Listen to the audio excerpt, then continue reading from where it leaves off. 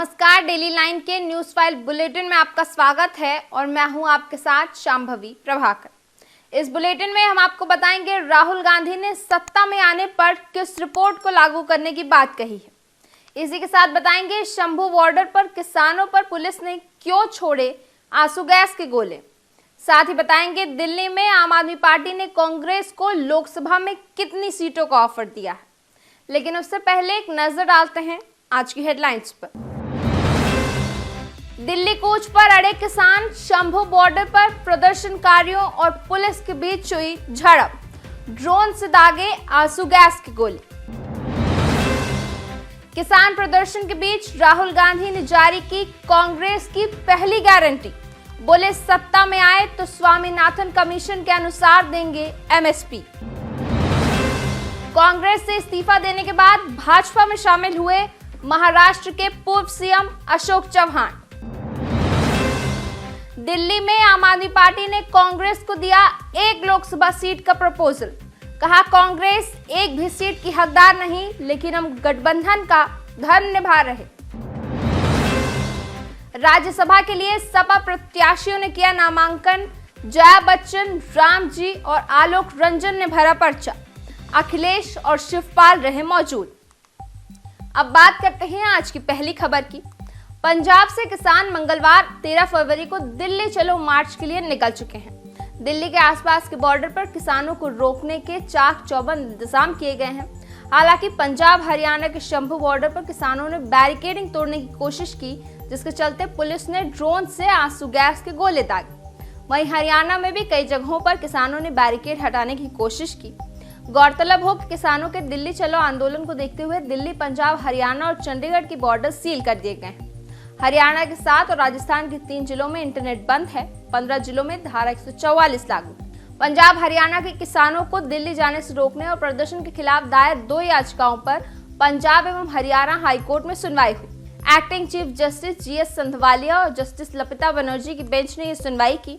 इस दौरान हाईकोर्ट ने कहा कि मौलिक अधिकारों में संतुलन होना चाहिए। किसानों और आम लोगों के अपने अधिकार हैं। सरकारों को इस मामले को सौहार्दपूर्ण ढंग से निपटना चाहिए। मामले की अगली सुनवाई 15 फरवरी को होगी। इससे पहले सुनवाई के दौरान हाईकोर्ट ने हरियाणा सरकार से पूछा था कि उन्होंने किसानों का रास्ता क्यों रोका, वह सिर्फ अपने रास्ते से गुजर रहे हैं। इस पर हरियाणा सरकार ने कहा कि किसानों ने प्रदर्शन के लिए दिल्ली सरकार से परमिशन नहीं ली है। अब बात करते हैं दूसरी खबर की।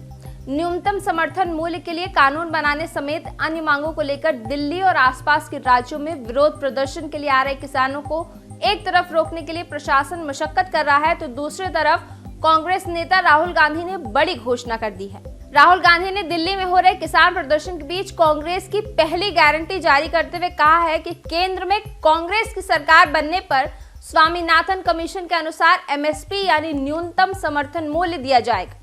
कांग्रेस की भारत जोड़ो न्याय यात्रा के लिए छत्तीसगढ़ पहुंचे राहुल गांधी ने कहा है कि देश में किसानों को जो मिलना चाहिए वो उन्हें नहीं मिल रहा है, इसलिए किसान दिल्ली की तरफ जा रहे हैं, लेकिन उन्हें रोका जा रहा है। उनके ऊपर आंसू गैस के गोले दागे जा रहे हैं। किसान सिर्फ ये कह रहे हैं कि हमारी मेहनत का फल हमें मिलना चाहिए। अब बात करते हैं अगली खबर की। महाराष्ट्र के पूर्व मुख्यमंत्री और कांग्रेस के दिग्गज नेता रहे अशोक चौहान ने आज 13 फरवरी को भाजपा ज्वाइन कर ली।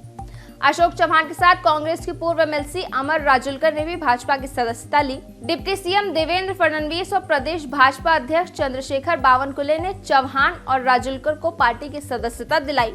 वहीं अब खबरें आने लगी हैं कि भाजपा चौहान को राज्यसभा भेज सकती है, जिसके लिए वो कल नामांकन भी कर सकते हैं।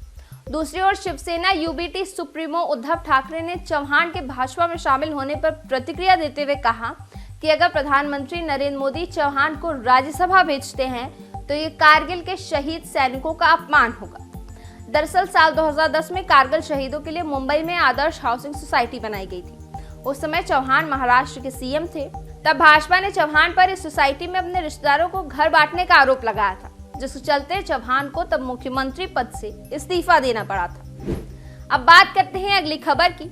लोकसभा चुनाव के लिए आम आदमी पार्टी ने गोवा और गुजरात के अपने उम्मीदवारों के नामों का ऐलान कर दिया है। आज मंगलवार 13 फरवरी को आप सांसद संदीप पाठक ने पार्टी की पॉलिटिकल अफेयर कमेटी की बैठक के बाद इंडिया ब्लॉक के साथ सीट शेयरिंग को लेकर चर्चा की। संदीप ने कहा कि हालांकि योग्यता के आधार पर कांग्रेस पार्टी दिल्ली में एक भी सीट की हकदार नहीं है, लेकिन हम गठबंधन धर्म को ध्यान में रखते हुए प्रस्ताव दे रहे हैं कि दिल्ली में कांग्रेस 1 सीट और आप 6 सीटों पर लड़े। संदीप ने यह भी कहा कि सीट बंटवारे को लेकर कांग्रेस पार्टी के साथ 2 बैठकें हुई, लेकिन कोई नतीजा नहीं निकला है। अब बात करेंगे अगली खबर की। समाजवादी पार्टी ने भी राज्यसभा के लिए अपने 3 प्रत्याशी उतार दिए हैं। आज मंगलवार को जया बच्चन, रामजी लाल सुमन और रिटायर्ड आईएएस आलोक रंजन ने राज्यसभा के लिए पर्चा भरा। इसके पहले अखिलेश यादव ने तीनों उम्मीदवारों के साथ इटावा में भगवान शिव की शिला पूजा की। वहीं इस दौरान शिवपाल यादव, रामगोपाल यादव और डिंपल यादव भी मौजूद रहे। पूजा के बाद सभी उम्मीदवार सीधे लखनऊ विधानसभा पहुंचे और नामांकन किया। गौरतलब हो कि इससे पहले शनिवार को भाजपा ने राज्यसभा के लिए 7 प्रत्याशियों का ऐलान किया था। यूपी में राज्यसभा की 10 सीटों पर चुनाव होना है। अब तक सपा और भाजपा 10 प्रत्याशी उतार चुके हैं। अब बात करेंगे आज की आखिरी खबर की। गोंडा से एक बड़ी खबर आई है। यहाँ एक फौजी ने जमीनी विवाद से जुड़े मामले में 7 लोगों को गोली मार दी है। गोली लगने से एक महिला की मौत हो गई, जबकि 6 अन्य की हालत गंभीर है। दरअसल पड़ोसी के लड़के की शादी थी। शादी समारोह की तैयारियां चल रही थी। इसी दौरान दूल्हे के घर वालों ने घर के पीछे तिरपाल घेर कर नहाने के लिए एक जगह बनाई थी। फौजी ने उसे हटाने के लिए कहा। इस पर उसका दूल्हे के घर वालों से झगड़ा हो गया। विवाद इतना बड़ा कि उसने पिस्टल निकाल ली और इसके बाद ताबड़तोड़ 10 से 12 राउंड फायरिंग की। इसमें दूल्हे समेत 7 लोगों को गोली लग गई। सभी को आनंद फानंद स्थानीय सामुदायिक स्वास्थ्य केंद्र ले जाया गया, जहां एक महिला की मौत हो गई। इसके बाद डॉक्टरों ने घायलों को गोंडा जिला अस्पताल रेफर कर दिया है। वहीं वारदात की सूचना पर पहुंची पुलिस ने आरोपी फौजी को भी गिरफ्तार कर लिया है। डेली लाइन के इवनिंग न्यूज फाइल बुलेटिन में बस इतना ही। बने रहिए डेली लाइन के साथ।